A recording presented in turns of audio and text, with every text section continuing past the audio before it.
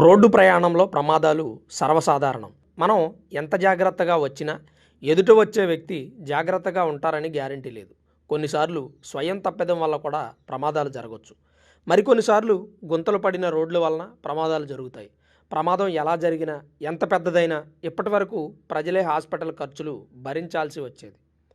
కొన్నిసార్లు హాస్పిటల్ ఖర్చులు భరించలేని పేదవారు మరణించేవారు. అయితే రోడ్డు ప్రమాదంలో గాయపడి హాస్పిటల్ పాలవుతున్న బాధితుల కోసం కేంద్ర ప్రభుత్వం కొత్త స్కీమ్ తీసుకొచ్చింది. ఆ స్కీములో భాగంగా ప్రమాదం జరిగిన 7 రోజుల్లోగా ఉచిత వైద్య సేవలను పొందవచ్చు. రోడ్డు ప్రమాదంలో గాయపడిన బాధితులకు 1,50,000 రూపాయల వరకు ఉచిత వైద్యం అందిస్తుంది ప్రభుత్వం. రోడ్డు ప్రమాద బాధితులకు గోల్డెన్ అవర్లో ఉచిత వైద్యం అందించాలని సుప్రీంకోర్టు ఆదేశాలు జారీ చేసింది. ఈ పథకాన్ని పీఎం రాహత్ పథకం అంటారు. ప్రధాని నరేంద్ర మోదీ ఈ పథకాన్ని ఆమోదిస్తూ తొలి సంతకం చేశారు. ప్రధాని నూతన కార్యాలయంలో మొదటి సంతకం ఈ పథకం మీద చేసిందే. ఇకపై రోడ్డు ప్రమాద బాధితులకు హాస్పిటల్స్లో ఉచిత వైద్యం అందించబోతున్నారు.